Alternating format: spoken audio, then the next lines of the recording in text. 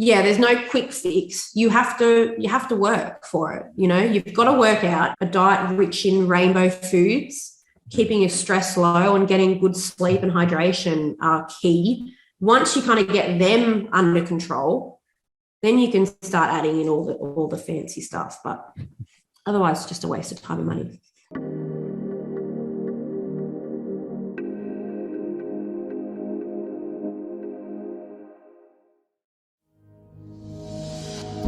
Hi there, welcome to Finding Space with Alex Tyson, the show that celebrates the everyday legends who put in the hard work to become who they want to be and live the life they want to live.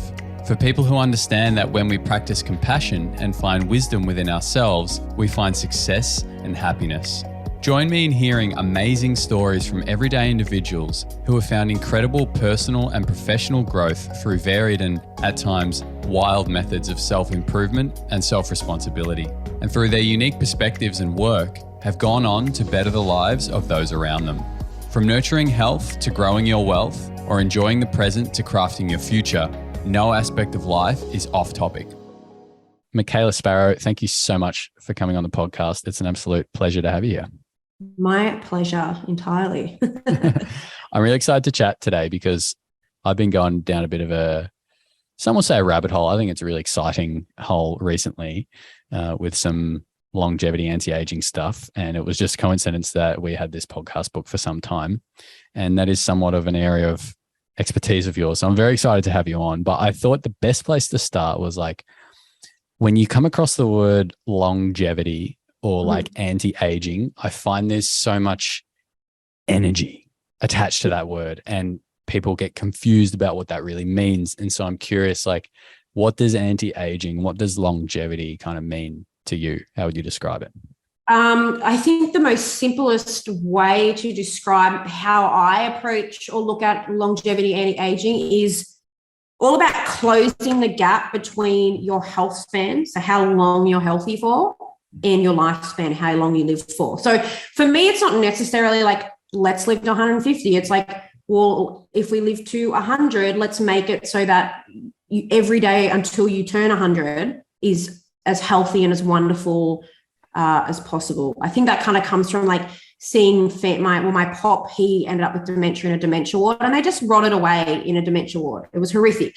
Do you know what I mean? Like the lack of quality of life, like the last 20 years of your life, it's not ideal. So yeah, really being as healthy as possible and doing the things that we need to do that, for as long as we can live for. Yeah. It's such a hard thing. Is seeing what happened to your pop, is that part of the motivating factor that got you into being a naturopath and about to start a PhD? Like, is that how that all kind of kicked off for you?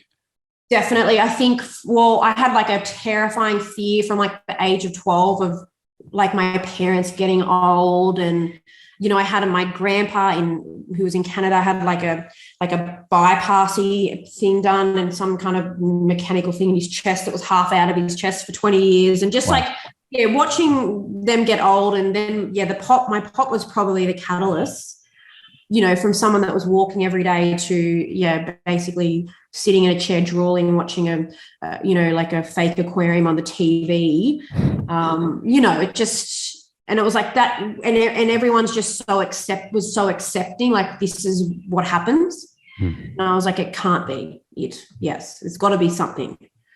Yeah. I totally agree. It's very motivating when you go into an Alzheimer's ward and you see the state of people and like, it's hard. I mean, my dad was a similar thing. And I even just had a friend ask me last night, he's like, so is what happened to your dad motivating for you? Like, does that scare you? And I was like, yeah. It is motivating because that's not the human experience. It isn't that. And it doesn't need to be that way, which is why you do what you do. Yeah, exactly. And I mean, I will just like caveat this by saying I am like vain and I would like to look young for as long as possible too. But that can't happen unless you address the inside first. So yeah, no, it's a valid point. Like there's a piece inside most of us who have similar thoughts. Okay. Yeah, I'm really glad you brought that up. So then So where do you kind of start? I want to talk a bit about these stresses that get in the way. I think an important piece here before we start talking about longevity and before we start to talk about optimizing our human cells and human performance in that way, I think we need to do some work to get to a kind of a baseline level of health. If we have things that are constantly taking away from our health, we need to work on that first, right? 100%. So it's something I really focus on in my clinic with my clients is sneaky stress. Okay. So sneaky stress is all the types of stress that our body experiences, regardless of how you feel mentally, because I get a lot of clients, especially really busy, A-type personality mums that are go. They're quite resilient though. They can cope with all the balls that they're juggling, but their body can't tell the difference. And their body from a physiological standpoint is stressed. And that can be poor gut wall health, creating inflammation, gut dysbiosis, poor liver function, crappy sleep, blood sugar imbalances, and obviously adrenal dysfunction, too much cortisol at the wrong time. They're all forms of stress on the body. And if we don't address those first, you'll see, especially with the longevity field, you'll see, take this pill, that'll do this and that'll fight aging. But unless you address all of this stuff and really get your body really healthy first, there's no point doing all the other things. They're going to cancel each other out. So addressing sneaky stress first is key. Okay. But there can be some good stress on the body as well, right? The body definitely needs some sort of physiological stress every day. Of course. I mean, and we want all the hormones. We want a surge of cortisol in the morning to feel good. We want stress as far as exercise and obviously heat and cold stress, saunas and things like that. But it's the stress day in, day out. When our body's exposed to that inflammation and that oxidative stress, which then have almost like a cascading but cyclic effect on the whole body, that it becomes a problem. So yes, you can definitely go for a run or hop in the sauna and have that stress that will activate some good anti-aging. But if you're physically stressed 24/7, that's not a good thing. Yeah. Yeah. Okay. And so what are you mentioned things like high blood sugar, adrenal fatigue. What are some of these sneaky stresses we need to become aware of so we can address them? Okay, there's quite a few things. I always start with adrenal function. So there is obviously a lot of people have heard of adrenal fatigue, but that's when you're at total exhaustion and you're not making enough cortisol anymore because you're at burnout. But we have adrenal dysfunction. And this is where we aren't making cortisol at the right time. So we're not getting a nice surge of it in the morning. Maybe we're getting a surge in the evening, and we're having too much, which has an effect on our insulin and our blood sugar and the rest of the hormones. When we're in that adrenal dysfunction state, then other things happen. So when we're stressed, we're in that adrenal stress state, we're going to shut down our ability to absorb nutrients properly, which is going to have stress on the body. We're going to end up with nutritional deficiencies. It's going to affect our hormones, our nervous system, our liver function, our thyroid function, which are all then going to cause forms of stress. It's going to stress, or this chronic sneaky stress, adrenal dysfunction, will affect your liver detoxification capabilities. So it can really shut down that phase 2 of liver detoxification, which is a really important part of clearing out hormones, cortisol as well. So if your chronic stress or your sneaky stress is shutting down phase 2 and you're getting a recirculation of cortisol, you just kind of have this, this vicious cycle of stress causing more stress. And again, regardless of how you feel mentally, you get gut wall disruption. So, we call that leaky gut, which creates inflammation in the body, which is a form of stress as well. There's a lot of stuff that goes on. We always want to make sure that adrenals are happy and blood sugar is stable. This will then, you kind of peel back the layers, and then you can heal the gut and the liver and do that extra work that you need to do. I always say to my clients as well, I'll get clients that come with terrible gut health, but it's unless we can do all the things for your gut, but unless we're addressing the adrenal function, and that sneaky stress side and all that side as well, like you're just going to go back to where you were. That makes sense. Yeah, totally. So yeah, when you're saying sneaky stress, you're not talking about reading a few emails at night. You're talking about a physiological stress that's happening within our body because of the state that we're in. Exactly. Like you could be sitting on a Fijian beach being weighted on hand and foot, but if you have poor gut wall health, your liver, phase 2 liver isn't working properly, and you're not releasing cortisol at the right time, then your body thinks that you're, when you talk about that from like a ancestral perspective, I guess is the word, like your body thinks you're running away from a saber-toothed tiger. Yeah. It doesn't care that mentally you're not thinking about anything other than what is the next cocktail I want to drink. That island sounds pretty good at the moment. Yeah. Okay, cool. And so how can we identify some of these challenges? How can we identify if we've got some sort of SIBO or leaky gut issue? How can we identify adrenal fatigue? Like what are some of the symptoms and things that we may be experiencing? So first of all, for sneaky stress, like as we go down the list, we would start with how are you feeling physically as far as energy? Are you waking up, jumping out of bed, ready to take on the day? Or are you dragging yourself out of bed? You need a coffee and a shower to kind of get going. Are you having an afternoon energy crash? Maybe you need something really sweet to get you through that afternoon. Maybe you get home from work, you're exhausted, you cook dinner and have dinner, and then you find yourself like wired but tired. It's hard to unwind. Maybe, someone cuts you off in traffic and you just like lose it.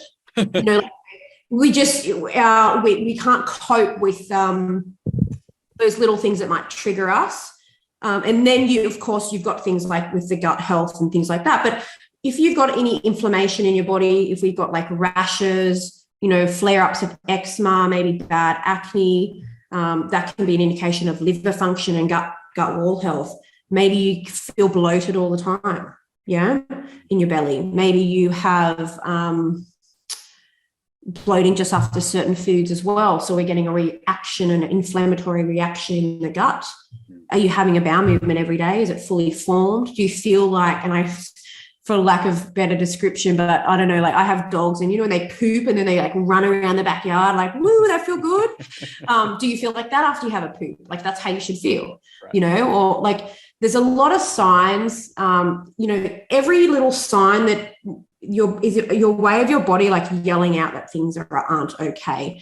With leaky gut, the signs can be quite subtle though. So mood disorders or foggy brain, anxiety, a lot of skin and inflammatory issues, autoimmune disorders is a big one as well, thyroid function. Yeah. Where does histamine sit within all of this?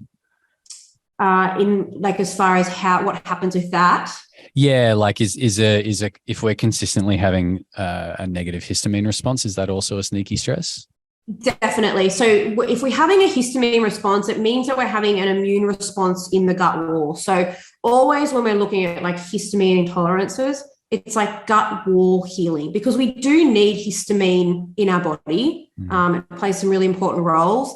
But if you're having a response, any inflammatory response from anything we eat, is gut wall inflammation. It's just an immune inflammation is just an immune response to basically bundle up whatever it is that's in our body that shouldn't be there and encapsulate it to remove it. So if it's overactive in the gut wall and we're constantly having this immune response and that inflammation, it becomes systemic. And that's where you get things like, especially with histamine or a lot of food intolerances, like irritability and anxiety, rashes, and all that kind of thing. So you definitely, obviously, like if you have a histamine intolerance, you want to remove as much histamine as you can whilst doing gut wall, intensive gut wall repair. And then slowly, obviously, introducing histamines and also having some foods and things in your diet that are going to help mop up that excess histamine. Quercetin, I can never pronounce that. Lots of vitamins. Quercetin, are really good as well. Yeah. Okay. And in terms of gut challenges, histamine responses, are there tests we can get for these things? There's a whole bunch, there's so many different pathology tests you can get done. Obviously, personally, I would say go to a naturopath because they're going to find the right one for you. But we can also, pathology testing can be quite expensive as well. And we can definitely really investigate a lot with just really in-depth consultations, really looking into your health history and your current health and where you're at, and start making some good changes.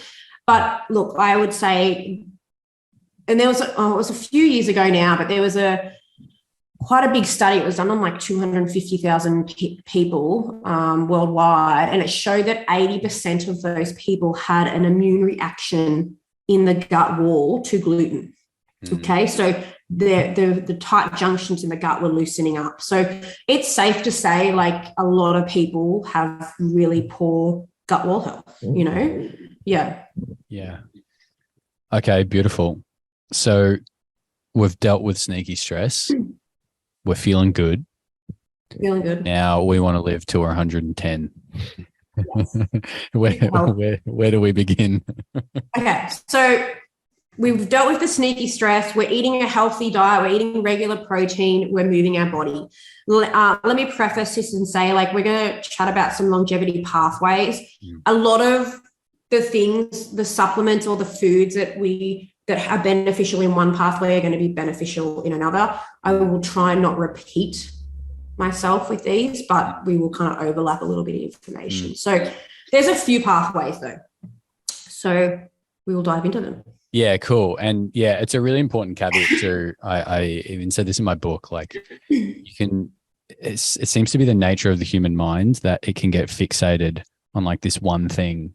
Yeah, I'm going to start taking resveratrol because it does all this stuff and it activates these longevity pathways and that's going to keep me alive forever. Yeah. But that misses the point if we're not addressing the fundamental areas of our life. Like you said, getting the protein in, getting our nutrition sorted, moving the body, hydrating ourselves. Those things are critically important. If we're not doing that, this stuff isn't going to have the effect we want it to.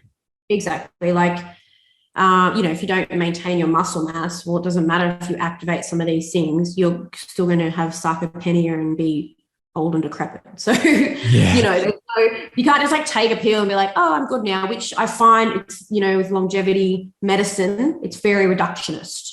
We're not looking at the person as a whole. We're not looking how all the body systems interact and how important having a general healthy lifestyle is. So, yeah, spot on. Okay, so I'm going to ask some silly questions here. So what is a longevity pathway, or like how do we activate these longevity genes within the body? What are they? They have multiple different names. Are they all connected? Like what's going on there? All different sorts. So I'm going to kind of go through a few with you right now. We're going to start with, this one's it's quite well known, NRF2. Yeah. I'm not going to try and pronounce the full name because I am terrible at that. My list. Anyways, this one is a protein, okay, and it's encoded by a gene. But basically, it's like NRF2 is like a defense mechanism within the cell, okay, and it defends against oxidative stress, and basically enables every cell in our body to protect themselves internally and externally. So when we're looking, obviously, at longevity and anti-aging, we definitely want to make sure at the most cellular level, those cells are healthy and happy because we are built on cells, obviously. The NRF2 it's part of a group of proteins, though, called transcription factors. There's there's nearly 2,000 of them. And they basically control which parts of our DNA are made into RNA and protein. So basically what your like DNA how your DNA blueprint is built, I guess I could say. But it's pretty big. Like NRF2 controls like up to 5% of like our cellular proteins. Like that's a lot as far as when we look at how many cells we have in our body. And it will help regulate our genes that are involved in the production of like antioxidant enzymes, but also stress response genes. So when we look at epigenetics, switching on the good genes that we want, that are going to be protective against disease and cancer and aging, and switching off the bad ones that are, going to make us more susceptible to cancers and disease and aging. But it's pretty cool, this one. There's a few ways we can activate it too, but it's important to note, obviously, as we age, the NRF2 activation naturally slows down. Okay, so we need more as we age, but it's our bodies become less able to activate it. So it doesn't matter how healthy you may be, as far as like all the foods you're eating, we need to make sure that we're giving our body the specific things it needs to have a better chance at activating that NRF2 pathway. Okay. And so is the NRF2, when that's activated, is that also helping with like cell regeneration and these kind of things? Kind of. It's more like it helps maintain the health of the cell and protect it from damage, not so much, I wouldn't say completely regenerating a cell though. I understand. Yeah. Okay, beautiful. Yeah. So what are some of the ways we can activate NRF2? There's a few ways. I'm going to kind of bust a couple of myths here as well, but definitely supplementation is, there's a place for it, but we want to try and get things in our diet.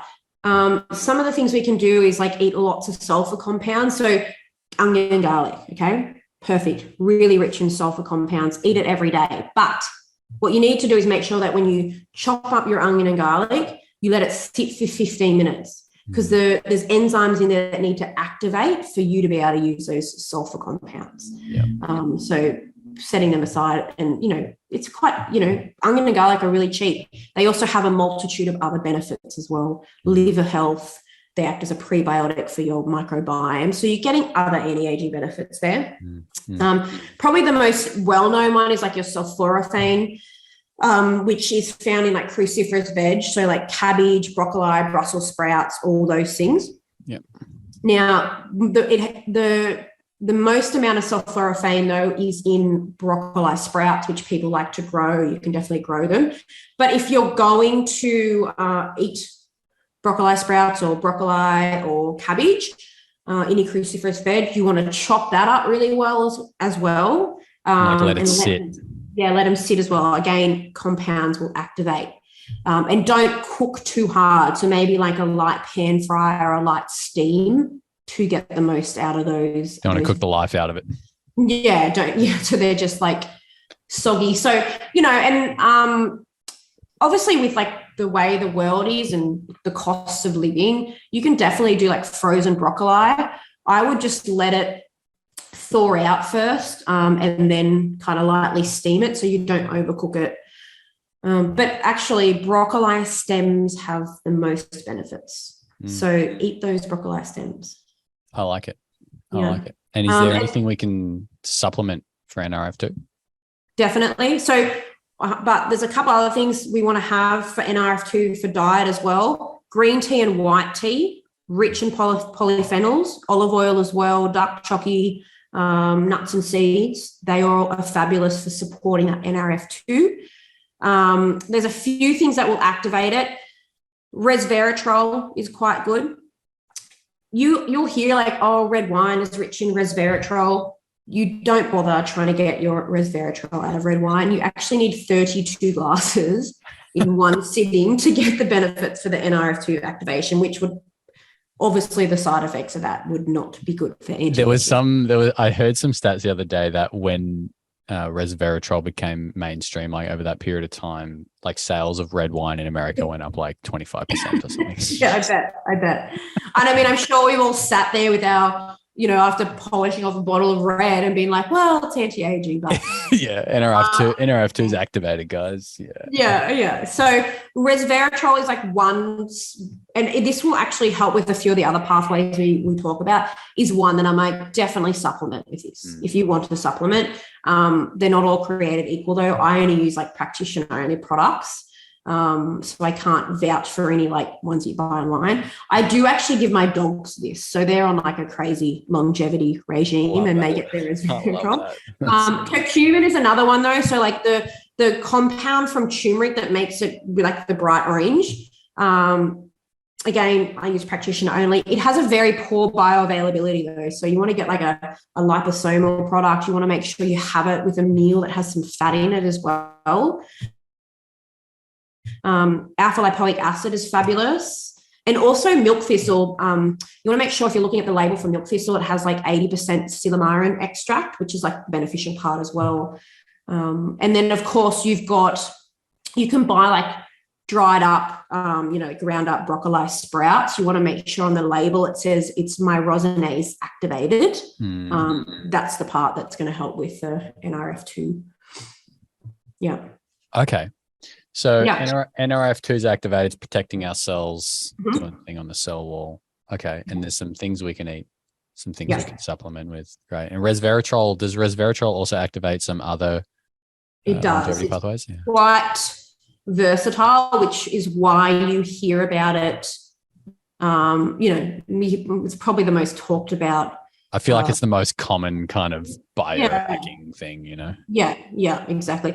I mean, it's a polyphenol, so it's just like a powerful antioxidant. You can get it in like blueberries and cranberries and peanuts. It's obviously in the skin of grapes, which is where we get it. So, yeah, but again, we probably want to supplement with it. It has a lot of like anti-inflammatory and antioxidant benefits. So if we've got anti-inflammatory benefits, we know that it's going to have longevity. It's going to help with prevention and reducing the risk of cancers and protecting the brain, and also supporting that heart health, which obviously are really important when we look at longevity. What it does, though, it's quite interesting with resveratrol, and there's a few other antioxidants. They actually kind of like wrap around your cell like a protective layer. So it helps prevent any nasty stuff that might be in your bloodstream from like damaging the cell, which is quite nice. So it's a nice little bit of extra protection. Yeah, and is resveratrol also fasting mimicking in what it does, how it activates cells? Like, I've heard about like NMN being a fasting mimicking, like it activates like sirtuin pathways or something along those lines. Is resveratrol kind of part of that group? It is, but I would say berberine, which is in quite a few herbs, would have more of a fasting mimicking benefit as far as sirtuins or SIRT1 and things like that goes, which we will talk about as well. So recap on that: resveratrol, don't try and get out of your wine, supplement with that. And it's fat soluble as well, right? Yeah, that's for curcumin, sorry. Okay, cool. Curcumin, you want to, like for turmeric, you want to, and I don't count on like using like turmeric in your cooking as a way of getting, unless you're using it every day in a lot of your meals, it's really poorly absorbed via the gut wall. So again, it's another one that's, I like food as medicine, but there are benefits to supplementing some of these things. Yeah, I mean, I've got kilos of turmeric growing at home. I'd probably have to eat a lot of that if I was to get all the curcumin I needed. Yeah, definitely. And I mean, obviously, that doesn't mean like don't eat it. Yeah. It's over time, all these little things we do are going to add up. But for that therapeutic like benefit, especially if you're looking at, if you have some inflammatory issues at the moment, if you have joint pain or you have an autoimmune disorder or, skin rashes or anything like that, you kind of want a higher dose, that's going to be a bit more powerful. Yeah, absolutely. So the other longevity pathway I wanted to talk about was NAD plus. So nicotinamide adenine, I can never pronounce this one either, dinucleotide. Basically, it's a coenzyme, okay? And what it does is it helps with either reducing oxidation or creating oxidation.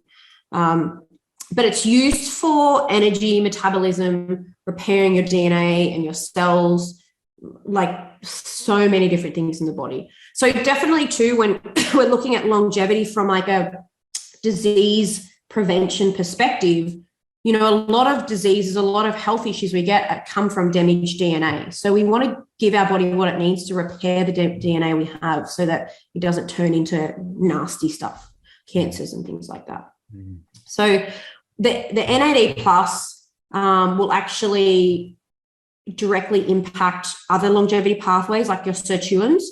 So it'll help with the proper functioning of those, which are then obviously enzymes that protect our DNA and regulate that your epigenetics as well.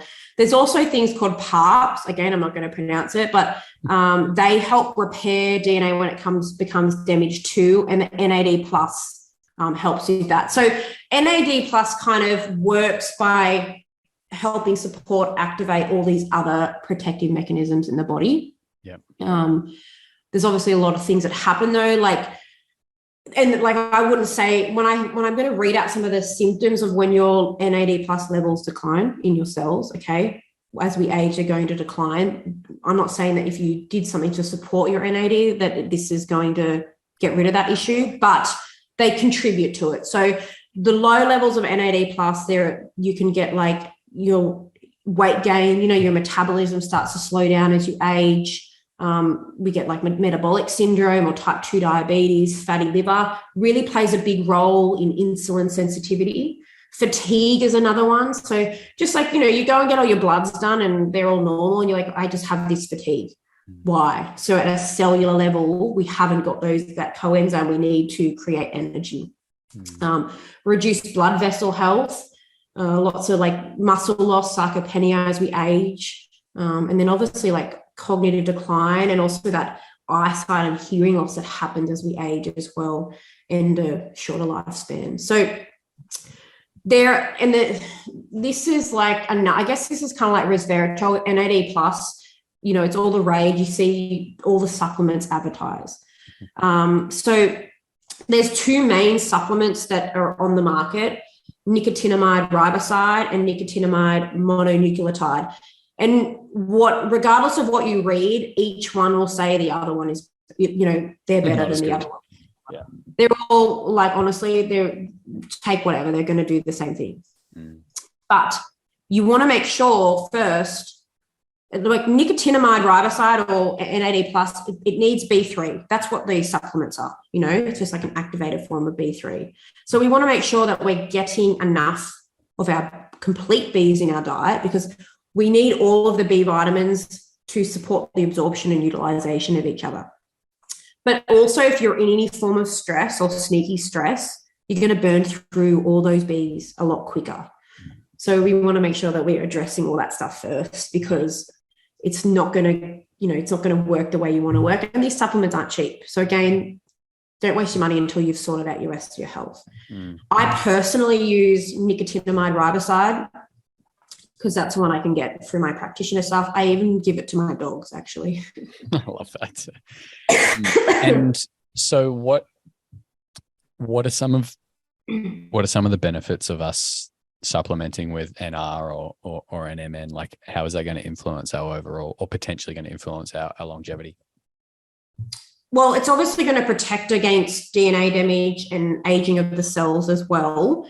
But from like a symptomatic perspective, it's going to help with your energy, your brain function, your mood, and also how well your body utilizes and responds to insulin. So directly and indirectly, it'll have a really good effect. Also for prevention of, that cognitive decline, eyesight, and also helping to prevent with muscle loss. And really importantly, which I do, if we have time, I want to talk about at the end, is your microcirculation as well. So you need to take it for a good month before you start noticing anything, and you probably will notice like more brain clarity and more energy would be like the first things that you notice, depending on where you're at with your health. Yeah, I resonate with that. I've been taking NMN for almost 3 weeks now, and it's noticeable. It's not like, here we go, it's subtle, but it definitely has an influence over how you feel. Definitely. And the longer you're on it, the better you're going to feel as well. What else did I want to talk about? I've got a couple more. I've got mTOR, which is one. It's quite intensive though. There's a lot of stuff to talk about there. So let's talk about AMPK. Let's do it. So another enzyme. So all our body runs on a lot of different enzymes. And it's really important in our energy metabolism. It's basically known as like the master switch, the genetic master switch. So, it influences our metabolism, our energy production and how our homeostasis as well. So when we activate it, it's going to have a whole bunch of benefits that indirectly and directly obviously are going to improve our health and our health span and then our lifespan. And as with every other longevity pathway, as we age, the levels are going to decline. So we want to, you know, try and naturally activate that AMPK as we age more and more to help slow aging and age-related diseases, I guess. It does look, it works on like helping to increase the production of antioxidants, which of course, you know, oxidative stress causes a lot of damage to our tissues, to our cells, and it's thought to be one of the leading causes of aging. I mean, there's a lot of theories behind aging, so one of them. So it's helped, it's thought to help obviously fend off the damage that happens from free radicals at the most cellular level. And it's going to work on inflammation in the body. So we want to keep that AMPK as high as possible to inhibit inflammatory pathways. You know, inflammatory pathways are associated with most of our chronic health conditions, you know, obesity, diabetes, all your cardiovascular disease, dementia, Alzheimer's, which all kind of, you know, obviously there's other factors happening there, but inflammation is a big one. And we know that like cardiovascular disease is like one of the leading causes of death. So we want to make sure we're doing everything we can to have a healthy heart and cardiovascular system. Yeah, get in sauna, people. Yeah, exactly. The other thing that it does too, it naturally helps boost the production and actually the activity of our mitochondria. So mitochondria are like the batteries in our cells that give us energy. You know, the more energy our cells have, the healthier we're going to be, the healthier we're going to feel. Sauna is going to do that. Exercise is going to do that, obviously. But the AMPK will naturally boost that, which we want to maintain as many healthy mitochondria in the body. It's also really good, again, for like healthy circulation in the body. So circulation, blood, it's where we carry our nutrients and oxygen to our cells. So the healthier that is, the more areas of our body, every cell in our body is going to get the nutrients it needs, oxygen, all that, to function properly. And so how do we activate AMPK? Is there any tricky stuff we can do? There's a few ways you can do it. Calorie restriction is obviously it's the most studied. So you don't have to restrict like crazy. But you want to, like, obviously your body wants to go into like a bit of a survival mode where you're kind of getting less calories you're burning more calories than you eat, basically. So a few hundred less calories a day, but also weight training, strength training, resistance training, the actual muscle contraction will stimulate that AMPK, which is pretty cool. So, you know, you could do body weights, you could do yoga, Pilates, or go to the gym, but it's the muscle contraction that's really important, which obviously is going to have a whole bunch of other benefits as well. Heat and cold stress, so definitely the sauna. Obviously, you could probably, I don't do it because I am like a sook. I can't do hot cold, I can only do hot. But jump in the cold shower afterwards, or people, you know, do cryotherapy, the cold plunges and stuff like that. But you don't have to do both. So you could just do sauna. Lots of polyphenols as well. So like I said before, like lots of olive oil, green tea, white tea, nuts and seeds, berries, all that are fabulous for activating that AMPK. Lots of fiber. So plenty of veggies, you know, plenty of veggies as well. And alpha lipoic acid, which we talked about for NRF2 as well, is a good one. Yeah. Amazing. Yes.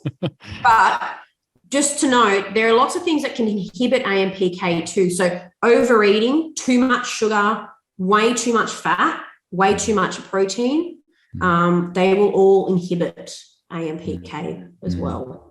Okay. And too much sugar in the bloodstream? Yeah. Glucose intake. Too much glucose, which will then kind of because then also insulin resistance is a big thing with inhibiting AMPK. And so like the more carbohydrates we consume, like sugary carbohydrates, the higher glucose in our blood, the more insulin we pump out constantly, we become insulin resistant. We have to keep producing more and more insulin, which is a very inflammatory, it's a fat storing hormone. That also when we get an increase in insulin, we're going to get an increase in cortisol, that stress. That's going to impact that AMPK. Okay, you said you wanted to talk about microcirculation. Yes. Is now the time, because you're super busy. We've only got a few more minutes with you, so should we go there? Let's go there, because we can always come back and talk about more things too. Yeah. But I did want to talk about this because this microcirculation is something that really bothers me that no one talks about. Yeah. And I just want to give you this quick little story about my nan. So when, when you look at, your nan or your pop and they've got the really old, thin skin, it's so fragile. So we were at an airport a couple of years back, actually just before lockdown, and my nan slightly like bumped her arm on a wall and a huge flap of skin just came off. Like it was horrific. There was blood everywhere. Wow. And it just got me thinking about like, we do all this stuff, we're looking at exercise and hormones and blah, blah, blah, but we're not thinking about that side of things. Like, if you fall over or they bump themselves and they get really badly bruised. So talking about microcirculation, and it's a really important part of healthy aging. So like I said before, with circulation, it's what carries the blood, the nutrients, the oxygen around to all of our cells. When we look at microcirculation, we're talking about capillaries. So they're like tiny microscopic vessels. They have super thin permeable walls. So basically like the wall of the capillary has got lots of little holes in it, and they're really close to all our cells so that they can deliver that oxygen and nutrients. And as we age, due to all the things that happen as we age, those capillaries become really weak. The walls become really weak and they just kind of bleed out. Yeah. But we don't get all the nutrients we need to the cells. So that's where we get the skin aging, varicose veins, hemorrhoids. And then obviously, the risk of having a fall and losing half your arm, which is not good, I don't think. No. So there's a few things that happen with capillaries. And I really this is one thing that you can start doing now to support your capillary health so that you don't end up like that, Obviously, then we got the benefits of all those nutrients, but it's a decline in our stem cell activity, all that oxidative stress and inflammation, and also a dysregulation of angiogenesis, which is like the formation of blood vessels. So we want to support the health. Obviously, addressing a sneaky stress, inflammation and oxidative stress are key, supporting healthy muscle mass as well. Because when we have muscle and we support that muscle mass, it's going to help pump more blood, to all the areas in our body and just get that blood moving so there's no stagnant blood. But even like walking is a great thing. Obviously, healthy diet. But there's a few herbs and things that you can do to really support your capillary health. I know, like, if you have any varicose veins on your legs, it's a good indication that, if things are starting, not like, obviously don't freak out about it, but things aren't good. You shouldn't have varicose veins. So it's a good sign for your body to tell you, hey, we need to do something about this before it happens everywhere else, So some of the herbs that I really like, there's one called bilberry, and it has some really nice flavonoids in there that strengthen the capillaries, but especially for eyesight as well. So that age-related eyesight decline and even brain function as well is related to that those tiny vessels of blood get into that area. So they really keep the bilberry really keeps the capillaries strong. But it will also help with like preventing the buildup of like plaque in the veins and also like blood stagnation. So it just gets things moving. 2 that you can add into your diet, like, and just eat as much as you can. Ginger root, amazing circulatory stimulant. So we want to stimulate blood flow always so that no blood gets stagnant. We don't get any platelet buildup or kind of like damage to the capillaries of the veins. So ginger root is fabulous for that. And also cayenne pepper, which is a really powerful circulatory herb. So it'll just, again, get everything flowing, supporting healthy nutrient and oxygen to all your cells as well, and less damage to the veins and the capillaries. So nice, easy things. You might have heard of Ginkgo Biloba, which is like probably my go-to, especially as like a longevity preventative herb, because it's got a lot of studies behind it for prevention of cognitive decline, improving brain function, but also for general microcirculation, but in particular peripheral. So your legs and arms, you know, so if you get those sore, crampy legs after standing all day, that can be an indication of a bit of kind of like stagnant blood flow. The ginkgo is going to help with that. But the thing about ginkgo is, like, if you have any blood sugar issues, balances, I wouldn't recommend supplementing without supervision, like with a naturopath, because it can have some effects on that. And the other one would be gotu-kola, which is one of my favorite anti-aging herbs for like external anti-aging, but also it's a very gentle herb. It's very safe. It's got some really nice, like, nervine, relaxing nervous system properties as well, but just really helps with your overall capillary and vein health. But I really love it because it's for tissue repair and connective tissue, especially with the veins. It's really good. So post-surgery, if you've had any surgery, whether you've been cut open at all, it's really good for helping you to heal that tissue, and also for like fighting and preventing wrinkles, which is nice. But I think that's something that people, you know, we talk about all these fancy pathways and stuff, but this is something that we don't talk about enough, and we need to be more conscious of really supporting that microcirculation as we age. Yeah, I really like that approach, Michaela. It's like we said right at the start, you know, we've come full circle, and it's that same message of, yeah, there's some really fancy stuff out there and it sounds cool and it's good to tell your mates, but we don't have to overcomplicate it, you know, and there's some things we can do, you know. Ginkgo's, that's been around for a very long time, you know, it works. Definitely. And it's like, yeah, there's no quick fix. You have to work for it. You know, you've got to work out. You've got to go to do some kind of resistance training and cardiovascular, walking, you know, eating healthy, a diet rich in rainbow foods, keeping your stress low and getting good sleep and hydration are key. Once you kind of get them under control, then you can start adding in all the fancy stuff. But otherwise, it's just a waste of time and money. Mate, thank you so much for coming on. It's been a pleasure. I appreciate you have to go. If people want to find out more about you or work with you, how and where can they do that? They can find me on Instagram at the Longevity Remedy, or the same for website, thelongevityremedy.com. And I work online Australia-wide for clients, not just with longevity, but obviously with like everything, because we need to do all that, women's hormones and stress and adrenals and all that stuff. And yeah, if they have any questions, they can always just message me on Instagram. Amazing. Well, it's been a pleasure as always. Pleasure. Thank you so much for coming on. Awesome. Thank you.